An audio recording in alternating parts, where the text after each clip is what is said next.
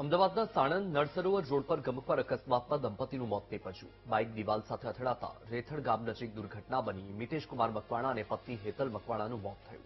રેથડથી શાહપુર તરફ જતા સમયે અકસ્માત થયો હતો. બનાસકાંઠાના એટા ગામના વતની અને હાલ અમદાવાદમાં રહેતા હતા. શાહપુર ગામે શિવમ ડે કેર ક્લિનિકમાં મેડિકલ ઓફિસર તરીકે મિતેશકુમાર ફરજ બજાવતા હતા.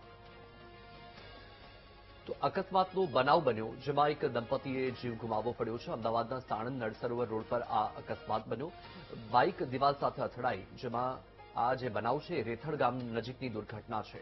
મિતેશકુમાર મકવાણા અને પત્ની હેતલ મકવાણા આ અકસ્માતમાં બંનેનો જીવ ગયો છે. રેથડથી શાહપુર જઈ રહ્યા હતા અને તે સમયે આ દંપતી અકસ્માતનો ભોગ બની. બનાસકાંઠાના એટા ગામનું વતની છે આ દંપતી અને હાલ અમદાવાદમાં વસવાટ કરતા હતા. વધુ માહિતી આપી રહ્યા છે સંવાદદાતા હરિઓમ. હરિઓમ, આજે અકસ્માતનો બનાવ બન્યો છે, એક દંપતીનો જીવ ગયો છે, શું માહિતી?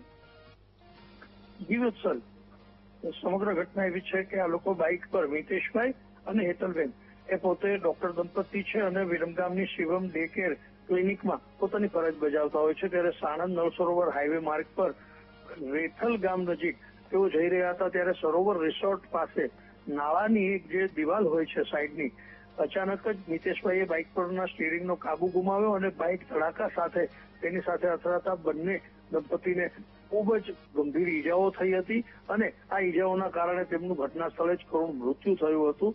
આ બંને ડોક્ટર દંપતીના મૃત્યુને લઈ પંથકમાં શોકની લહેર છવાઈ છે. મૂળ ધાનેરા તરફના આ વતનીઓ હતા અને વિરમગામની શિવમ ડે કેર ક્લિનિકમાં પોતાની જોબ કરવા માટે જઈ રહ્યા હતા. જી બિલકુલ. માહિતી બદલ આભાર.